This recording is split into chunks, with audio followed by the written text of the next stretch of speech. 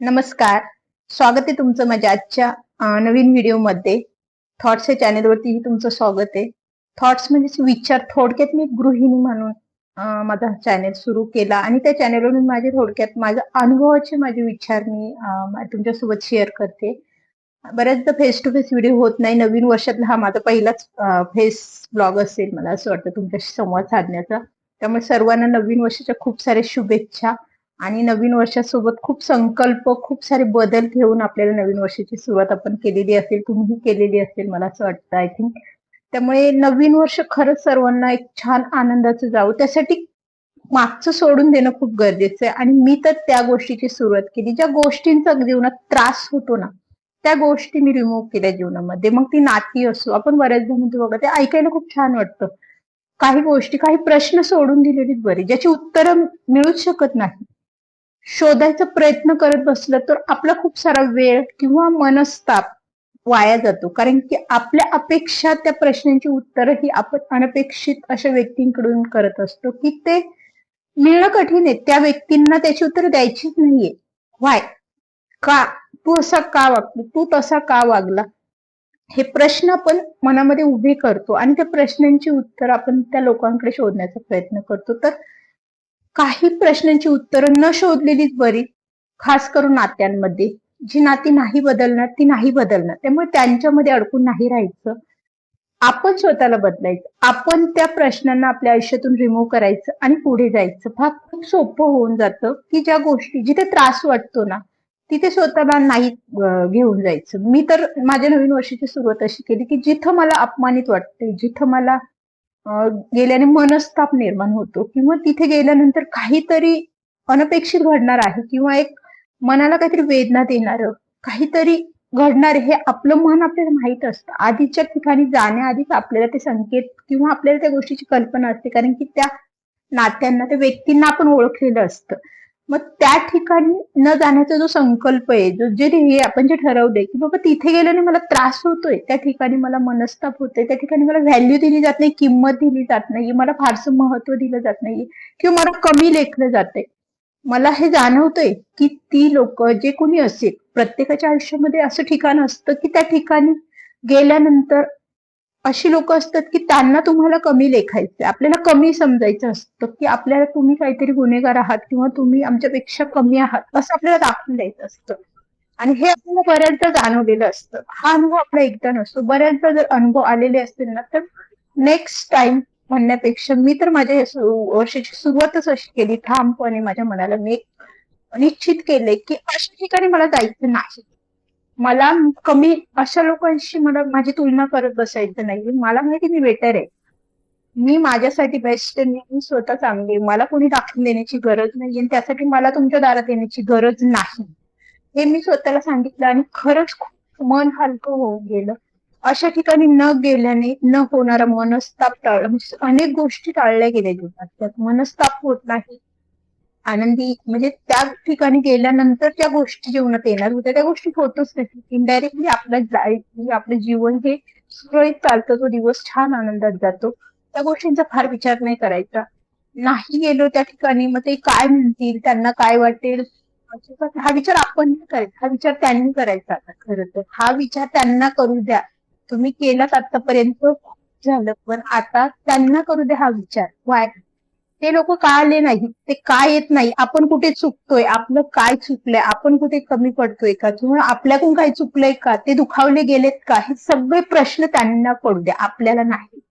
आपण विचार करत राहतो ना रे नाही, ती आपली नाती आहे, तो आपला आहे, ते आपला आहे, त्याला काय वाटेल, ते काय विचार करतील, आपण त्यांच्या तिथे जवळून गेलो, त्यांच्या जवळ गेलो, त्यांच्या इथे गेलो नाही, ते काय विचार करतील. सोडून द्या. हा विचार करणं सर्वप्रथम सोडून द्या. तुम्ही नाही, हा विचार त्यांना करू द्या. प्रश्न त्यांना पडू द्या, तुम्हाला नाही.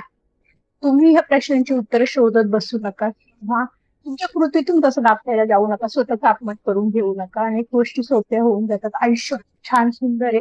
आपल्या आयुष्यात रोजचे प्रॉब्लेम्स जे असतात ते कोणीही सोडवायला येत नाही. तेव्हा आपण लाईफ जगतो. बऱ्याचदा वयाच्या मध्यान्ही म्हणतो आपण 35 नंतर खरं तर हा काळ सुरू होतो की खूप गोष्टींचा अनुभव आलेला असतो. खूप गोष्टी जीवनातून दुःखाच्या अनेक लोकांची चांगली वाईट मैत्रिणींमधून मिळालेले अनुभव, नातेवाईकांमधून आलेले अनुभव, जोडीदार असेल, आयुष्याचा जोडीदार, त्याच्याकडून मिळालेले अनुभव, प्रत्येकाचा स्वभाव दोष, गुण दोष हे सगळं आपण जाणलेलं असतं.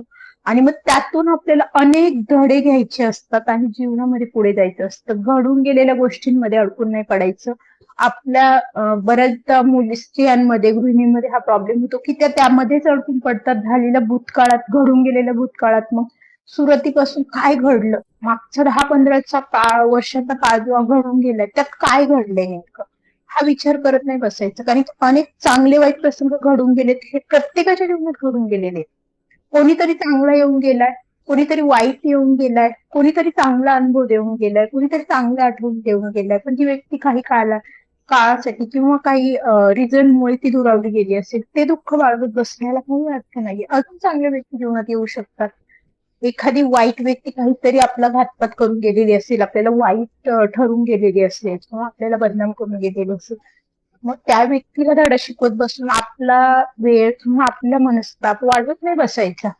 ती व्यक्तीला तिच्या कर्माचे फळ मिळेल सोडून द्यायचं. अशा व्यक्तींना त्या ज्या काही बिनचुकी कृत्य केले किंवा ती व्यक्ती जे काही आपल्याशी वाईट वागली त्या गोष्टीचा विचार पण नाही करायचा. झालाय ना, तो काळ वाईट झाला, आपल्याशी काही वाईट वागलं गेलंय, हरकत नाही. आपल्या कर्माचं बघू आपण ते, किंवा काहीतरी वाईट काळ प्रत्येकाच्या जीवनात येतो. तसा एक वाईट स्वप्न म्हणा, वाईट काळ आपल्या जीवनात येऊन गेला, तशा व्यक्ती पुन्हा जीवनात येऊ नाही द्यायची. याची काळजी मात्र पुढे घ्यायची, त्यातून धडा घेऊन पुढे जायचं. मी तर ह्याच गोष्टी करते. ज्या गोष्टींचा त्रास होतो ना, एखाद्या व्यक्ती मला जाणवली, ही व्यक्ती त्रासदायक, ह्या व्यक्तीपासून मनस्ताप होतो, ह्या व्यक्तीशी बोलणं योग्य नाही, मी त्या व्यक्तीला इग्नोर करते. मग ती कोणी असो, किती जवळची असो, नात्याने मोठी असो, लहान असो, जवळचं नातं असो, मला फरक नाही पडत. पण जर त्या नात्याने म्हणा, त्या व्यक्तीपासून जर मनस्ताप होत असेल तर मग मी त्यात अडकून नाही पडत. मला स्वतःला एक ठामपणे सांगितलं, माझं आयुष्य आज मी ज्या सिच्युएशन मध्ये राहते, आज मी घरामध्ये राहते, माझ्या मुलांची जबाबदारी, घरातली जबाबदारी, नवऱ्याची जबाबदारी, मला आज येणाऱ्या छोट्या मोठ्या अडचणी या सोडवायला ही लोक कधीच अवेलेबल नसतात. पण ह्या लोकांना अपेक्षा तर मी सोडून दिल्या. सर्वप्रथम म्हणजे अपेक्षा करणं सोडून दिल्यानंतरही बऱ्याचशा गोष्टी या सोप्या होतात. आपण काय करतो, बऱ्याचदा नात्यांकडून अपेक्षा करतो, चांगलं वागण्याची अपेक्षा करतो.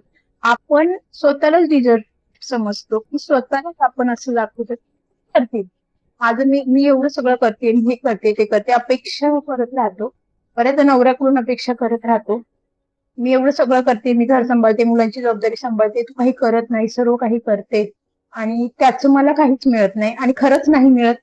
गृहिणींना, महिलांना, ज्या महिला घरात राहतात, मुलं सांभाळतात, घर सांभाळतात, खूप तारंबळ होते त्यांची. एकट्या स्त्रिया ज्या असतात, ज्यांना त्यांचे सासू-सासरे गावाला असतात, म्हणजे त्यांना एक मोठ्यांच्या घरात आधार नसतो, तर अशा महिलांचे खूप हाल होतात. आपला मिडल क्लास, म्हणजे आपण म्हणतो ना, मध्यमवर्गीय फॅमिली ज्या आहेत ना, त्यांच्यामध्ये हा प्रॉब्लेम खूप असतो की त्यांची मेंटॅलिटी अशी असते ना की स्त्री घरामध्ये राहणारी स्त्रीने सगळी जबाबदारी घ्यायची असते आणि कसलेही म्हणतो अपेक्षा करायच्या नाही, कोणाकडून कसल्या अपेक्षा करायच्या नाही, आणि तिने ते करणं हे तिने गृहीत धरले जात.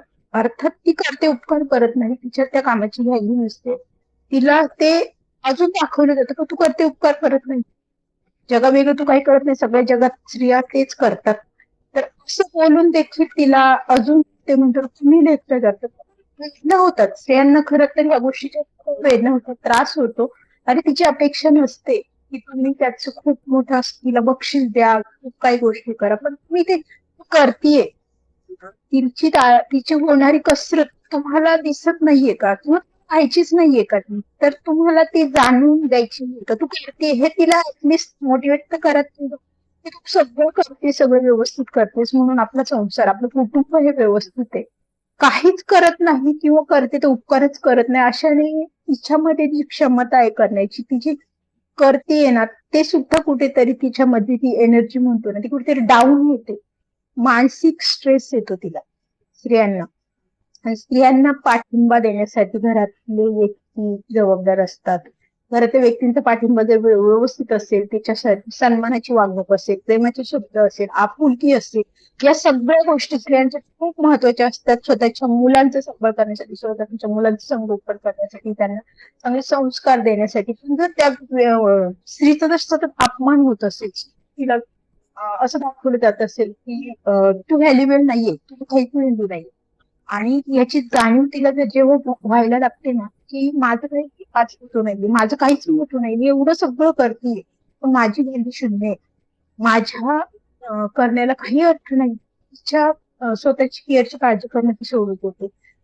अनेक स्त्रिया अशा असतात की त्या खूप छान सुंदर असतात, सर्व असतात, पण अनेक नवरे लग्नानंतर अशा स्त्रियांकडे दुर्लक्ष करतात, तिला अजिबात व्हॅल्यू देत नाही, किंवा तिच्यातल्या त्या सुंदरतेला जपण्याचा प्रयत्न, जपून ठेवण्यासाठी तिला दोन प्रेमाचे शब्द, एक तिला काय हवं असतं, तू छान आहे, तू छान दिसते, तू असं केल्याने तू छान दिसते, तू तसं केल्याने छान दिसते, हे शब्द तिच्यासाठी खूप महत्वाचे असतात. हे ती स्वतःला प्रेझेंट ठेवण्यासाठी तिच्यासाठी एक मोटिवेशन असतं.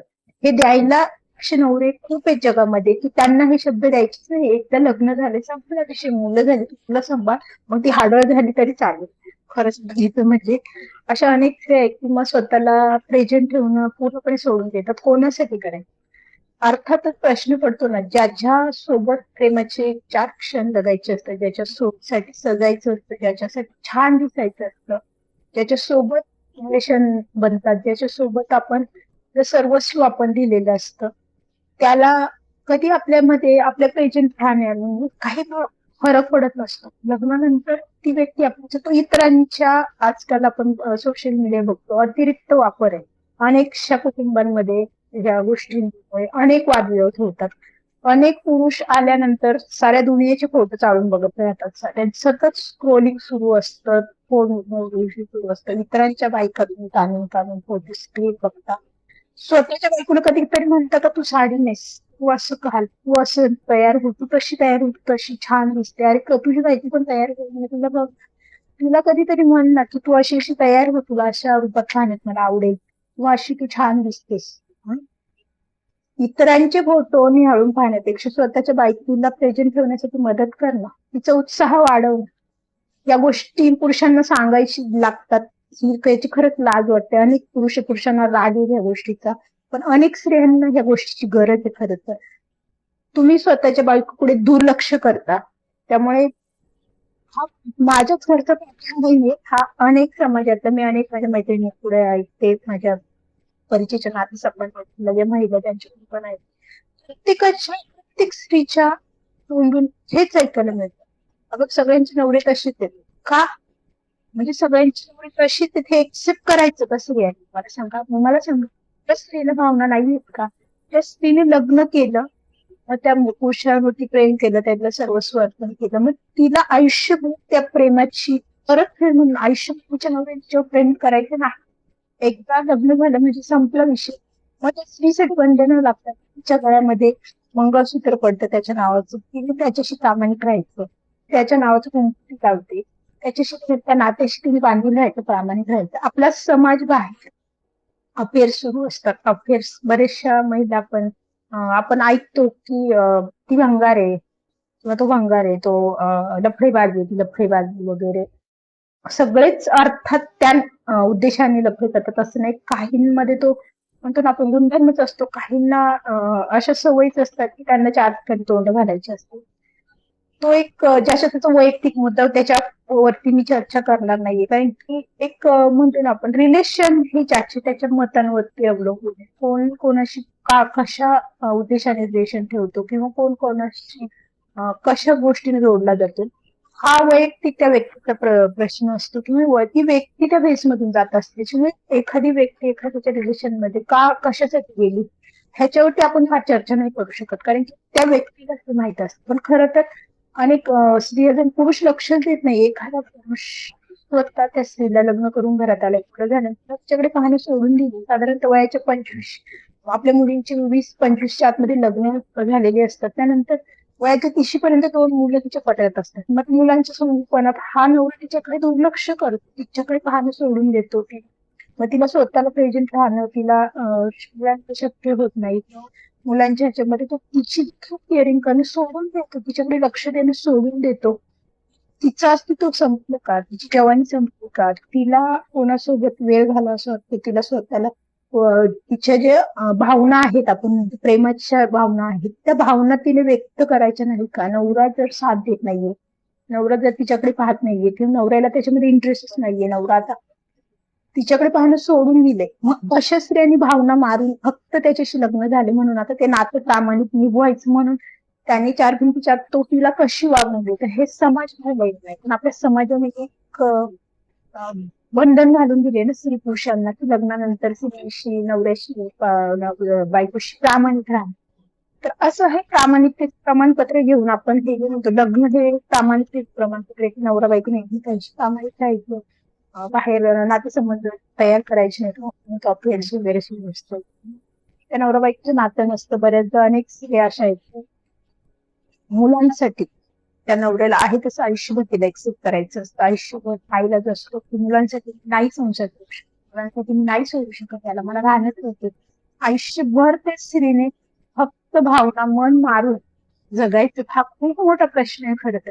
आणि मला सांगा, या स्त्रीला बाहेर एखादा मित्र एक भावनिक आहार म्हणजे आपण म्हणतो आधार देत असते, प्रेमाचे 4 शब्द देत असते, किंवा तिच्याशी तिला त्याच्यासोबत बोलल्यानंतर एक समाधान तिचं, आपण म्हणत नाही प्रत्येक गोष्ट ही वाईट अर्थाने सुरू होते असं नसतं. फिजिकल रिलेशन हे नथिंग आहे, ते म्हणजे क्षणभराचे क्षणिक असतात ते, त्या भावना या क्षणिक असतात. त्या भांडण सतत भांडण होणाऱ्या नवरा बायकोच्या नात्यामध्ये सुद्धा घडत असतात, पण त्या फिजिकल रिलेशनच्या व्यतिरिक्त ज्या भावना असतात त्या मानसिक शांतता देणाऱ्या एनर्जी म्हणतो आपण, त्या प्रेमाच्या भावना असतात, केअरिंग असतं त्याच्यामध्ये, 2 शब्द प्रेमाचे असतात, एकमेकाची काळजी घेणारे असतात, एकमेकाच्या आयुष्यामध्ये येणाऱ्या अडीअडचणींवर चर्चा करून बोलणं म्हणतो, संवाद हा खूप महत्वाचा असतो नात्यांसाठी आणि एक आपल्याला जगण्यासाठी ऊर्जा निर्माण करून देतो. तर मग अशा मित्र म्हणा किंवा अशा गोष्टींसाठी ही स्त्री जर बाहेर समाजामध्ये कोणाशी जर नातेसंबंध निर्माण करत असेल तर आपला समाज खरंच अशा स्त्रियांना मान्यता देतो का? नाही देत. अशा स्त्रियांना बदनाम केलं जातं. असे पुरुष पण असतील, कदाचित पुरुषांमध्ये पण या गोष्टी होत असतील. स्त्रीशी असलेलं नातेसंबंध त्याचे योग्यरित्या नसतील तर त्याला एखाद्या मैत्रिणीशी बोलल्यानंतर, एक चांगलं रिलेशन असेल, मैत्रिणीशी बोलल्यानंतर त्या गोष्टी होतात, पण मग त्या स्त्रीलाही त्या गोष्टीचा त्रास होतो. पण मग बऱ्याचदा त्या स्त्रीच्या अपेक्षा पुरुषाकडून असतात की तू बाहेरच्या मैत्रिणींकडे तुझा जो वेळ देतो, तू त्या गोष्टी जशा पद्धतीने तू स्वतःला प्रेझेंट करतो, गप्पा मारणं, तसं तू बायकोशी नातं का नाही निर्माण करू शकत? अर्थात करू शकतो, पण बऱ्याच पुरुषांचं नातं बायकोशी मैत्रिणीचं नाही होऊ शकत. नाही, ते जेवढ्या गप्पा जेवढं फ्रेंडली ते बाहेर मैत्रिणीशी वागतात तसं ते स्वतःच्या बायकोसोबत नाही वागू शकत का? प्रश्न आहे हा. याची उत्तर खरं तर शोधायची अपेक्षा नाही, इच्छा नाहीये. अनेक स्त्रियांनी सोडून द्यायच्या गोष्टी, अनेक स्त्रियांवर प्रश्न पडतात, त्यांनी सोडून द्या प्रीतममध्ये. त्याच्यामुळे सोडून द्या. आजचा हा व्हिडिओ खास याच विषयावर, की ज्या प्रश्नांची उत्तर मिळू शकत नाही ते प्रश्न सोडून द्यायचे. ज्या नात्यांमध्ये व्हॅल्यू नसेल, किंमत नसेल, त्या नात्यात गेलेलेच बरं, तिथे न गेलेलं बरं.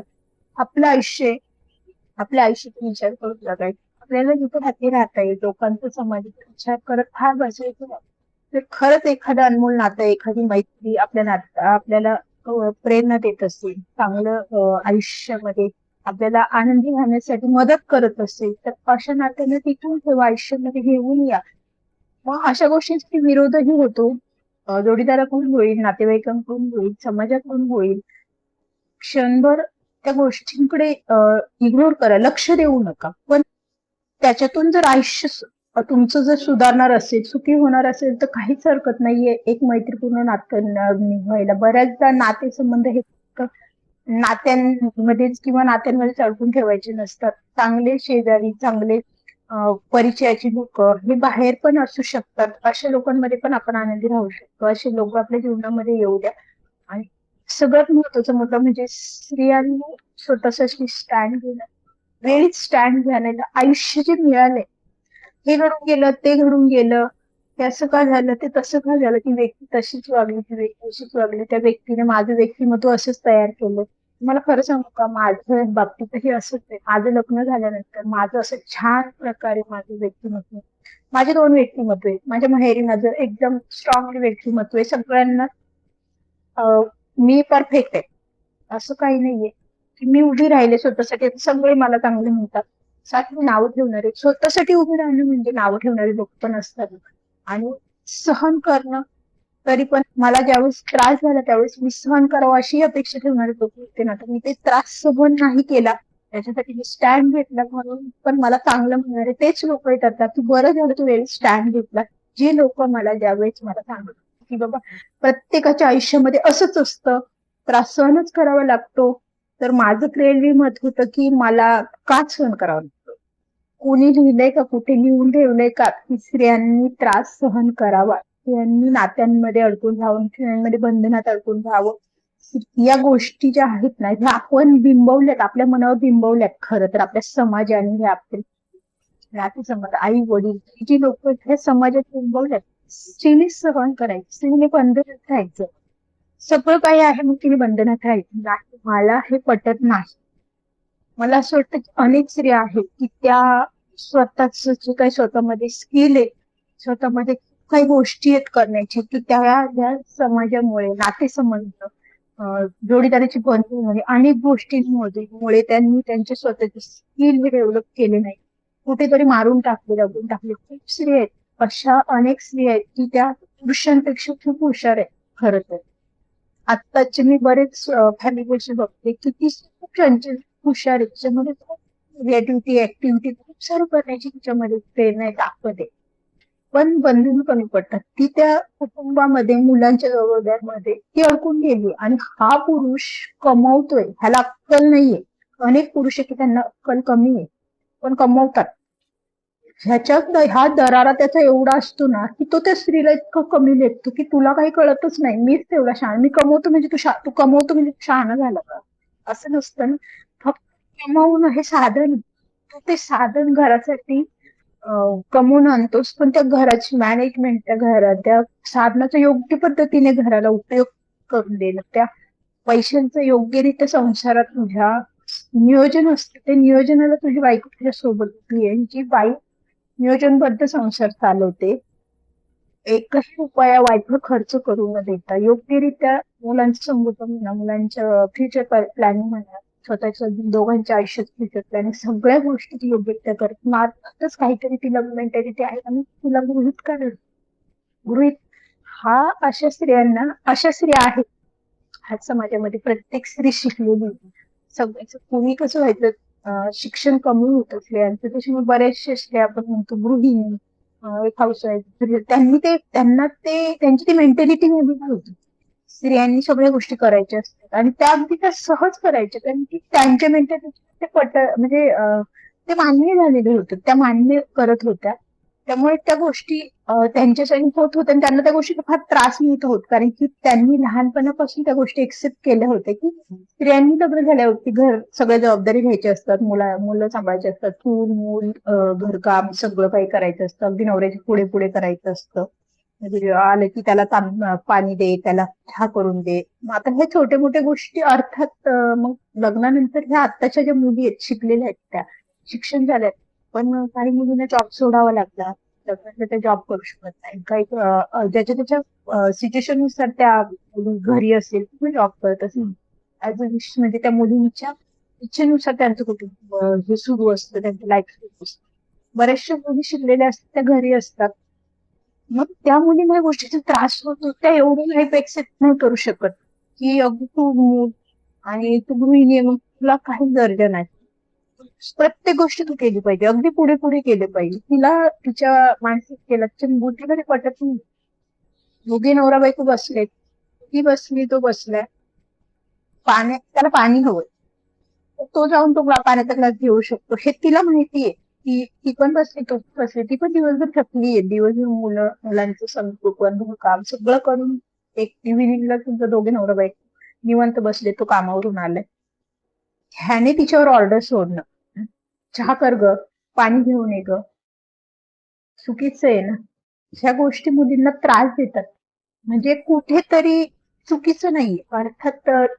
प्रेमाने सांग, आपल्यासाठी चहा बनवतेस का, तू घेणार आहेस का, मी बनवू की तू बनवतेस. 2 शब्द वेगळ्या पद्धतीने बोला ना. तिला ते जाणून देऊ नका. चहा बनव ग, पाणी आण ग. पाण्याचा ग्लास तर तू घेऊ शकतोस ना उठून. कधी तिच्यासाठी पाण्याचा ग्लास दिलाय? तिने कधी तुझ्याकडे पाणी मागितलंय का? अगदी तू पाणी पित असताना तिथे सुद्धा ती पाणी मागू शकत नाही. अगदी पाण्याच्या जवळ जरी असेल ना, तरी कोणतीही स्त्री नवऱ्याला म्हणणार नाही की मला पाणी द्या. क्वचित असेल असं एखादं म्हणजे आपण म्हणतो ना, समजूतदार समजून घेणार आहे एखादे कपल असे असतील की स्वतःहून या गोष्टी करत असतील. पण आजही आपलाच पुरुष प्रधान आपण म्हणतो ना, समाज हा 80% तरी आहेच. जग बदललंय, गोष्टी बदलल्यात, खूप साऱ्या गोष्टी बदलल्यात. 4 दिवसांच्या आतलं वातावरण वेगवेगळे समाज जरी समाजामध्ये स्त्री पुरुष समानता आज वाढली असेल, दिसत असेल, तरी स्त्रियांना कमी लेखलं जातं. या मतावर मी आजही ठाम आहे. स्त्रियांना खरंच कमी लेखलं जातं आणि हा पुरुष प्रधान मला माहित नाही समाज कधी बदलेल. आणि आत्ताच्या माझ्या वयाच्या मला असं वाटतं की ह्या जनरेशनच्या ज्या मुली आहेत सध्या, ज्या आता सध्या मुलांचं संगोपन करतात पण पुरुष प्रधान पिढीमध्ये राहतात, त्यांचे नवरे पुरुष प्रधान विचाराचीच आहेत.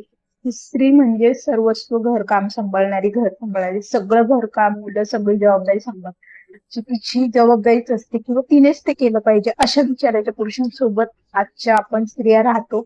आणि आपली जी मतं आहेत, आपले जे विचार आहेत, आपल्याला असं वाटतं की आपल्या गोष्टींना ज्या गोष्टीचा त्रास होतो, मनस्ताप होतो मला ह्या सगळ्या गोष्टी होताना, तर मला असं वाटतं की आणि स्त्रियांना असं वाटतं की ह्या आपल्या ह्याच्या स्त्रियांना वाटतं की समजून घ्यायला पाहिजे की आपल्या मुलांनी पुढे भविष्यात, मला सांगायचं म्हणजे मनस्ताप या गोष्टी होतो की जेव्हा या गोष्टीचा त्रास होतो, जेव्हा पुरुष असं वागतो ना, त्यावेळेस त्रास होतो की आपल्या मुलांनी हे नाही वागलं पाहिजे.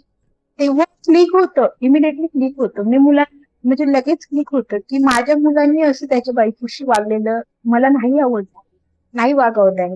ती जी कुणी मुलगी असेल भविष्यात त्याच्या आयुष्यात येणारी, तर त्या आता मला जे जाणवते, जे वाटतंय, त्या मुलीला नाही वाटलं पाहिजे. हा विचार क्षणात येऊन जातो.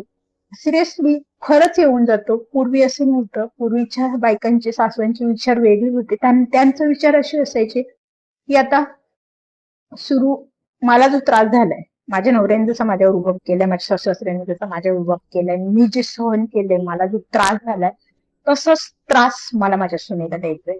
ह्या विचारात त्या स्त्रिया मुलांचं संगोपन करत होत्या. पण आत्ताच्या ह्या ज्या मुली आहेत, तुम्ही म्हणा, मी म्हणा, आत्ताच्या ह्या जनरेशनच्या मुली आहेत, ज्या सध्या त्यांची मुलं असतील 10, 12, 15 वर्ष, तुझ्या काय त्यांच्या 8 वर्षानंतरच्या काळात येणाऱ्या सुना काय असतील 10, 12, जो काही काळ असतील त्यांच्या मुलांच्या आयुष्यातला, त्यानंतर माझे तर विचार असे आहेत की मला ज्या ज्या गोष्टींचा त्रास होतो ना, माझ्या सासरी किंवा सासू-सासऱ्यांकडून होणाऱ्या अगदी त्यांच्या अपेक्षांचं जे ओझं वाटतं ना मला, ते क्षणात क्लिक होतं नाही. मी माझ्या सुनेला किंवा माझ्या मुलांच्या आयुष्यात येणाऱ्या मुलींना या अशा गोष्टींचं ओझं नाही वाटलं पाहिजे. ते फ्री बर्ड जगलं पाहिजे, एकदम फ्री त्यांनी त्यांचं आयुष्य जगलं पाहिजे. त्यांना सासू-सासऱ्यांचं दडपण नाही आलं पाहिजे, त्यांना सासू-सासऱ्यांचं अपेक्षांचं ओझं नाही वाटलं पाहिजे. नवऱ्याने किंवा मुलाने तिच्याकडून अपेक्षा नाही केल्या पाहिजे, तिच्यावरती अशी ऑर्डर नाही सोडली पाहिजे, तिला असं गृहीत नाही झालं पाहिजे. मला एक जणून आत्तापासूनच त्या भावना मला खूप अशा म्हणतो ना त्रास देतात आणि उत्तेजितही करतात भविष्यात मुलांना वागणूक देण्यासाठी. मी मुलांना सांगते, स्त्रियांचा रिस्पेक्ट करा. स्त्रियांचा फक्त रिस्पेक्ट करा म्हणजे फक्त बहीण आपण म्हणतो. आज बाहेर समाजामध्ये खूप वाईट घटना घडतात, या गोष्टी घडतात, त्या गोष्टींसाठी मी पण त्यांना सांगतेच. बहीण म्हणून तर पाहाच, पण ऍज अ रिस्पेक्ट स्त्रीला, कोणतीही स्त्री असू तिला ऍज अ रिस्पेक्टची खूप गरज असते. स्त्रियांच्या भावना खूप नाजूक असतात, त्यांना नेहमीच असते. मुलींच्या भावना नाजूक असतात, मुली लवकर दुखावल्या जातात, मुलींना आपण शब्द बोलत जाऊ लागतो, मुलींना वाईट बोलत जाऊ, मुली ह्या नाजूक भावनेच्या असतात. खरं ही गोष्ट. मुलींना प्रेम भावने समजून घेणं, त्यांचा सांभाळ करणं, हे प्रत्येक स्त्रीची अपेक्षा असते, अगदी शेवटपर्यंत. मला तर असं वाटतं अगदी ती खूप स्ट्रॉंग असते, अर्थात स्ट्रॉंग राहते मुलांसाठी, स्ट्रॉंग सगळ्या गोष्टी ती करते, म्हणजे ती मेंटली स्ट्रॉंग राहू शकते असं नाही ना. मेंटली स्ट्रॉंग राहण्यासाठी तिला पण आधाराची गरज असते, प्रेमाच्या शब्दांची गरज असते, आपुलकीची गरज असते. आणि हे शब्द तुम्हाला विकत नाही आणायचे, तुम्हाला त्यासाठी खूप सारे मेहनत नाही घ्यायची. तिच्यासाठी तिला खूप मेहनत घ्यावी लागते, तुम्हाला मेहनत नाही घ्यायची.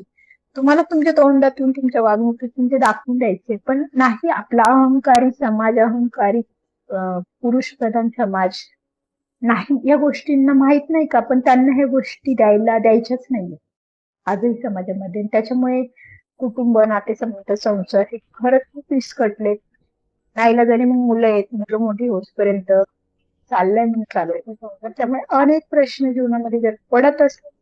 व्हिडिओ खरं तर खूप लॉंग झालाय, 30 मिनिटं म्हणजे खूप बराचसा वेळ गेलाय.